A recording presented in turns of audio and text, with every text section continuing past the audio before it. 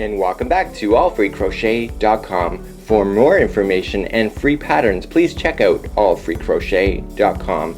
Have you ever wanted to crochet with wire and make some fabulous jewelry to accessorize your wardrobe, or even to make some extra moolah? This is the tutorial for you. Today we're going to go through the fundamentals of choosing what materials to work for, what to look for, and we're going to do step-by-step tutorials within this one. So let's get started on this fabulous tutorial brought to you by allfreecrochet.com. Crocheting with wire is actually a very simple process, and in July of 2010 I went to the store, and it was a beading shop, and I really liked the ideas of being able to crochet with wire, and she was able to show me some techniques on being able to do it. Now her bracelets were a double crochet and they weren't as thick as this, and I thought to myself, you know, I'm not going to do double crochet. I'm a little bit gifted with it, so I decided to do this somewhat of a Catherine wheel stitch, as you see here. And so what I decided to do is then put in my beads in between, and just like so. So this was my very first bracelet, but I struggled with it because as much as it kind of looks cool now, at the time I'm thinking this looks like nothing but wire garbage. And I thought to myself, there's got to be an easier way. The woman at the store just demonstrated verbally to me on how I was able to make this jewelry, and it was really quite an exciting process for me. I got all revved up, bought some wire, bought some beads. You know, I'm all revved up. I'm going to start a jewelry store. This is going to be great. And I get home, and it's a lot harder than I thought. And what I was doing is that I was making a critical mistake, and it's just like here in the tutorials sometimes that we miss telling you a step that's involved in some point, and so she was mistelling me an actual critical point on actually getting me to be successful. So I was screwing up all over the place, and you know, wire can be really expensive, and so when you're screwing up and wasting all this fabulous wire, you're kind of thinking, you know what, this hobby is going to be very expensive even to get started, even just in the training process. So I met two more ladies in the between of 2010, and you know, great, more advice, more revved up, and you know, thinking to myself and taking it home, I'm still screwing up all over the place, and I just can't figure out what I'm doing wrong. And it seems like everybody online is able to do this crochet jewelry, and I can't figure out why it is, until I met somebody in the end of 2010 that gave me one piece of critical advice, and that was the problem with the hook. And the hook was the biggest issue and was actually the very easiest to be solved, but I didn't realize that was the issue. So let's go through the materials that you see on the table here, and let's go through a verbal demonstration before I take you through the actual physical. Okay, so let's start working through the actual materials that you see here.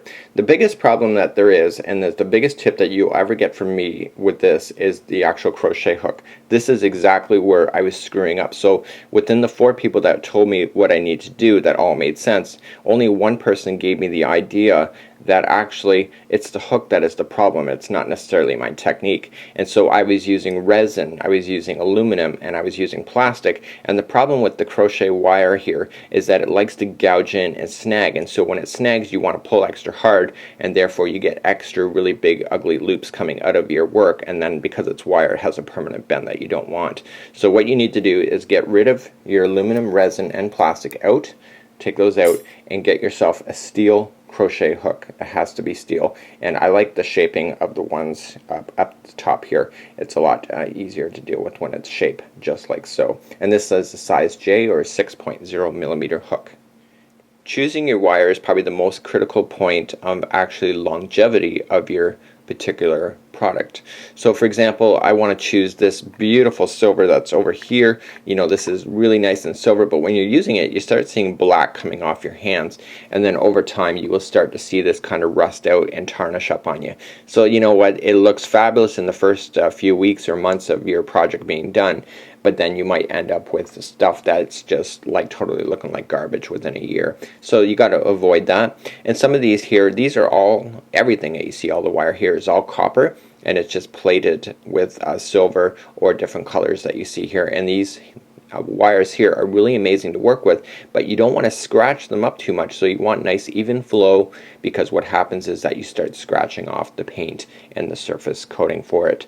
Also, with you're looking for wire and you don't want it to tarnish, look for wire that says non-tarnishing, and that will be huge, because then you can know that your work can actually sit in beautiful boxes for a long time and not tarnish up on you and be able to wreck up your artwork in the end. So look for the non-tarnished wire, and look for a 26 gauge, or if you're looking to be a little more daring or something that's even more fine work, go for the 28 gauge. Let's go through your tools now. Now what I did in the very beginning, I was cheap. I went to the big retailer. We all know who they are because they're everywhere, and I bought this kit that was super cheap. And what I noticed is that the actual products just do not have longevity. I have actually lost the grip for this within a few months.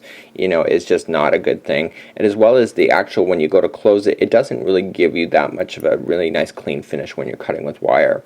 So when you're looking for tools, I would recommend that you actually try to look for actual crochet, or sorry, actual jewelry, works of art, just like so. These are almost about $8 to $10 each, and you know, when you look at the kit at the big stores, you're looking at $10 for everything. But these, look how it closes nice and flat. It's got no teeth on it. It's just wonderful. It shapes in your hand just perfectly. I love it. And as far as cutting it, they recommend, and most people recommend, using some nail cutters, and this provides a nice clean edge when you're going to actually work on your materials, just like so. It's a beautiful edge instead of fighting with it with your actual pliers, just like so. See? So that's what you need to look for. So look for quality tools if you're actually looking to do this on a regular basis. So over time, what we've done is that we've gone from this, which is my very first one that I ever did, and we've gone now to something like this that is more brilliant. It's amazing. You know, the choices of actual beads make all the world of difference. And so basically, when you look at the two side by side, you can see for myself there's some evolution taking place in just being able to learn the skills in order to get everything to work properly together. So let's go through and actually start just where to buy the beads, where you're going to get those, and let's talk a little bit about that before we go. Finally, bead choices. Where do I get my beads? Well, most of the stuff I get from online purchasing and not actually in stores. And the reason for it, I live about 2 hours away from a major center. It's a lot of driving for me, and usually I can get free shipping if you buy a certain amount, or you can actually get the product at a fraction of the price. Or sometimes when you're Googling it, you can actually find other stuff within the same site that is really truly amazing that you would never see at the retail store that you've just visited. So for myself is that I've, you know, 2 companies that I've already dealt with in person have gone out of business, and probably it's from people like me that are actually purchasing online and moving to the 21st century of actually being able to have access to any product that you wish just by accessing the internet.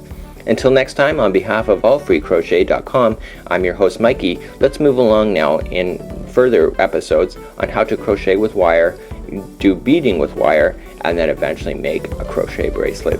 Until next time, I'm Mikey.